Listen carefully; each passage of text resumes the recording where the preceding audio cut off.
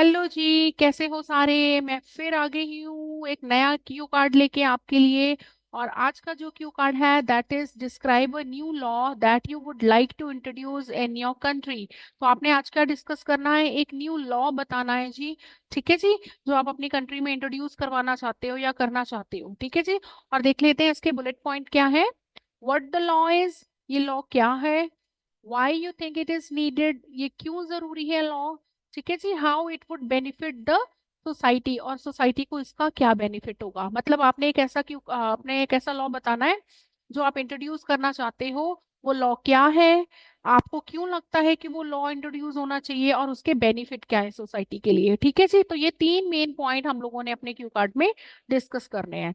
Clear है। चलिए देखते हैं वोकेबलरी वर्ड्स कौन से लाई हूं मैं आज आपके लिए। नंबर वन है जी स्ट्रिंजेंट। स्ट्रिंजेंट का मतलब होता है बहुत ज्यादा स्ट्रिक्ट।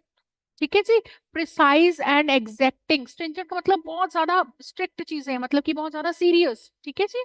नंबर सेकंड है मिटिगेट। मिटिगेट को बोलते हैं टू मेक लेस सिवियर, मतलब किसी चीज की जो सीरियसनेस को कम कर देना। ठीक है जी, सीरियस और पेनफुल, मतलब कि अगर कोई चीज सीरियस है उसकी सीरियसनेस को, या पेनफुल है तो उसकी पेनफुलनेस को कम कर देना।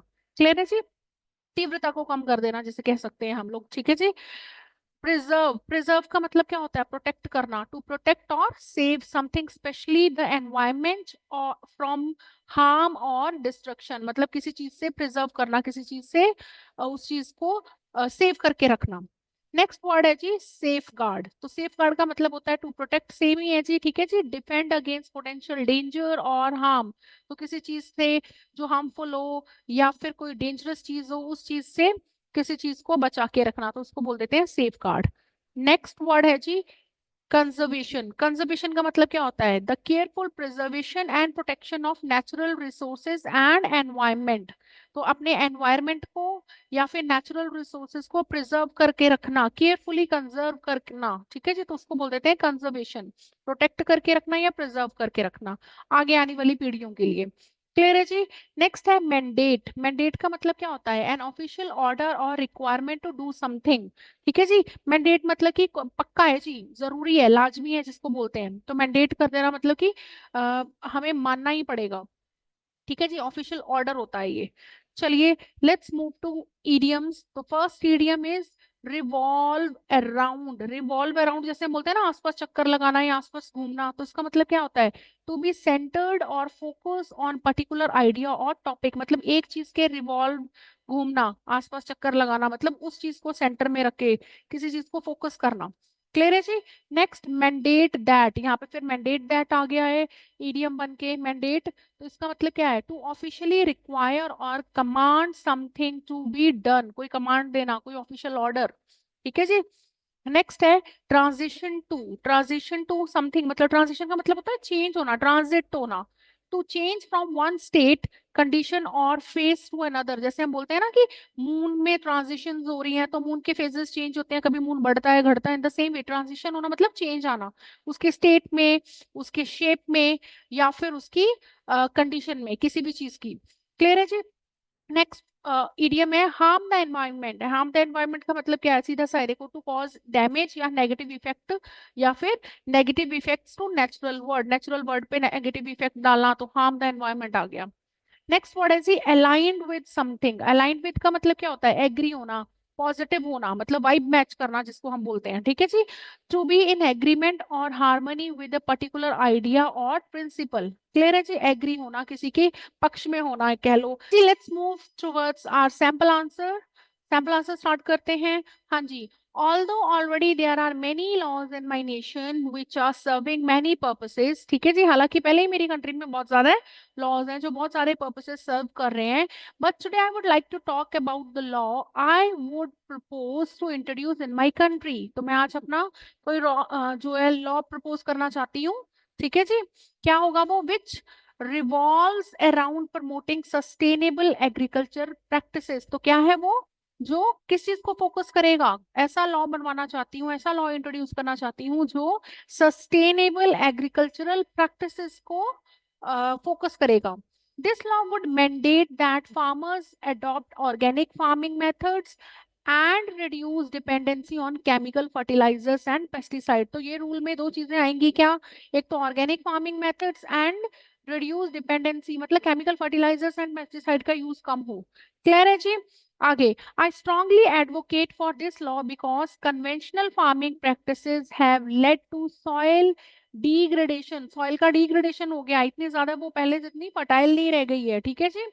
वाटर पॉल्यूशन हो रहा है and health risk from chemical resides in food. तो हेल्थ रिस्क आ रहे हैं जो केमिकल्स फूड में पाए जा रहे हैं, ठीक है जी, पेस्टिसाइड इंसेक्टिसाइड की वजह से। Transitioning to organic farming would not only protect our soil and water resources but also improve public health। ठीक है जी, इससे ना केवल हमारे सॉइल प्रोटेक्ट होगी एंड वाटर रिसोर्सेज जो हैं वो प्रोटेक्ट होंगे, बल्कि इंप्रूव होगी क्या, public health, by providing safer and more nutritious food options. तो हमें जो है पब्लिक हेल्थ भी इंप्रूव करने का मौका मिलेगा, कैसे, बाय प्रोवाइडिंग, उनको क्या प्रोवाइड करेंगे, safe and more nutritious food options मिलेंगे। क्लियर है जी। नेक्स्ट, अब पूछा था कि बेनिफिट क्या होंगे सोसाइटी को, तो मैंने बताया the benefit to society would be many fold. Many fold मतलब बहुत सारा बेनिफिट्स होंगे, मल्टी बेनिफिट्स होंगे। Firstly, organic farming promotes biodiversity and enhances soil fertility. ठीक है जी, एक तो बायोडाइवर्सिटी बढ़ेगी एंड एनहांस होगी सॉइल फर्टिलिटी, सॉइल की फर्टिलिटी बढ़ेगी without harming the environment. It would reduce the carbon footprint associated with agriculture and contribute to combating climate change. तो कार्बन फुटप्रिंट से रिलेटेड जो एग्रीकल्चर चीजें उनकी बात की है, रिड्यूस होगा एंड कंट्रीब्यूट करेगा कॉम्बैटिंग। कॉम्बैटिंग का मतलब होता है लड़ना, किससे, क्लाइमेट चेंज। क्लाइमेट चेंज से जो प्रॉब्लम्स आ रही है हमें, क्लाइमेट चेंज की जो कंडीशंस हो रही है उसको भी ये मिटिगेट करेगी, कम करेगी। Secondly, it supports local economy by creating demand for organic produce, दस बेनिफिटिंग फार्मर्स फाइनेंशियली। तो लोग क्या करेंगे, ऑर्गेनिक फूड की प्रोड्यूस की डिमांड करेंगे और इससे लोकल इकोनॉमीज को भी फायदा होगा, ठीक है जी। Moreover it aligns with global trend towards sustainable living and positions our country as leader in agricultural innovations. तो इससे क्या होगा, ग्लोबल चीजें भी, ट्रेंड जो चल रहे हैं आजकल, क्या चल रहे हैं कि सस्टेनेबल लिविंग होनी चाहिए, ठीक है जी, और हमारी एग्रीकल्चरल इनोवेशंस में हमारा कंट्री लीडर बन जाएगा। क्लियर है जी। चलो देखते हैं अब कंक्लूजन क्या निकला इस चीज का। तो क्या बोला मैंने, implementing this law is imperative to ensure a sustainable future for generations to come. आने वाली जनरेशंस के लिए बहुत ज्यादा इम्पेरेटिव है, ठीक है जी, क्योंकि सस्टेनेबल फ्यूचर को बढ़ावा देगा।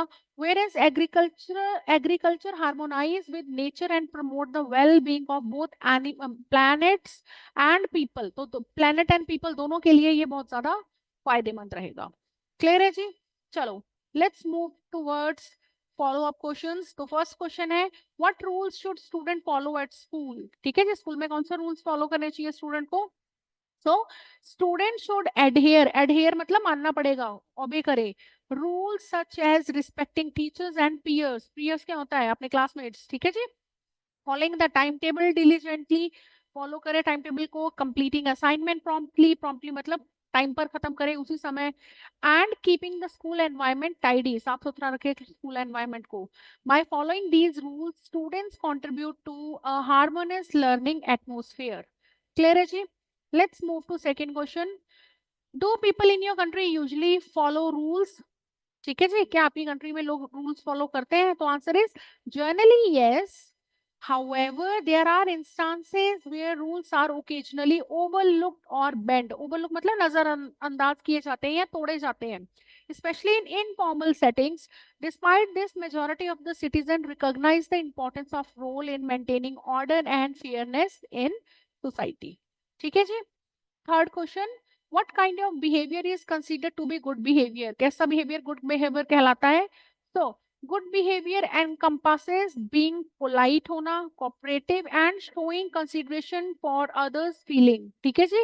It also involves following social norms, society के नॉर्म्स को बोलते हैं जी, and adhering to ethical principles. ठीक है जी, ethical principles, principle moral principles, ये नहीं कि अपने फायदे के लिए हम दूसरों का नुकसान उठा ले, नुकसान कर दें। Such behaviours foster positive, foster मतलब बढ़ाते हैं, एनकरेज करते हैं positive relationship and contribute to conducive social environment. Conducive का मतलब होता है हेल्पफुल सोशल एनवायरनमेंट अपने आसपास क्रिएट करना। क्लियर है जी।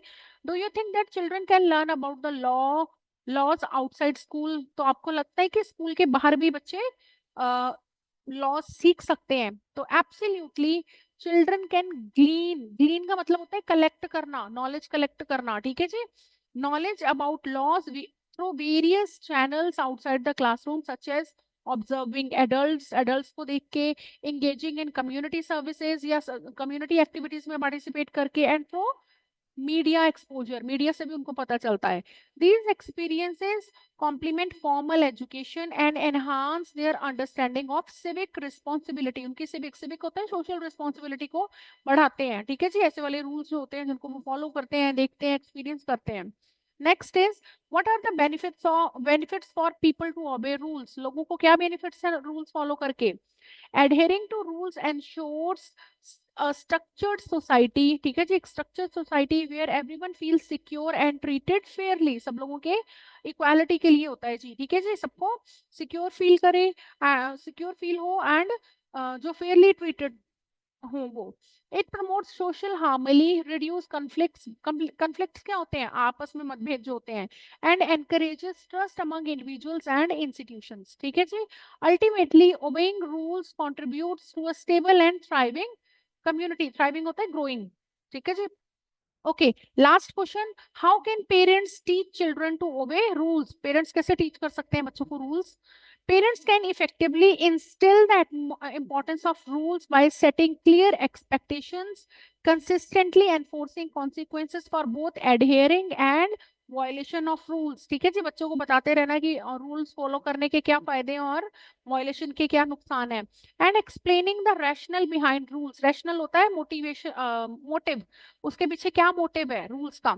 Additionally, leading by examples and encouraging open dialogue with children understand the significance of respecting rules from an early age, तो parents बच्चों के साथ में ओपनली बात करें, उनको समझाएं और रूल्स का रैशनल मतलब उनका पर्पसेस बताएं बच्चों को, तो इजीली बच्चे अर्ली एज से ही रूल्स की जो है इंपॉर्टेंस जान सकते हैं, ठीक है जी। That's all for today. I hope आज की वीडियो आपको पसंद आई होगी। अगर आपको हमारी वीडियोस पसंद आती हैं, प्लीज प्लीज हमें कमेंट सेक्शन में लिख के जरूर बताएं कि आपको हमारी वीडियोस कैसी लगती हैं, या फिर कौन सा कंटेंट हम आगे कवर करें, सो दैट हम आपकी ज्यादा से ज्यादा हेल्प कर सकें। मोर ओवर, प्लीज हमारी वीडियोस अपने फ्रेंड्स के साथ में शेयर करें जो आइल्स एस्पिरेंट्स हैं, एंड हमारे चैनल को सब्सक्राइब जरूर करें। Thank you and best of luck for your studies.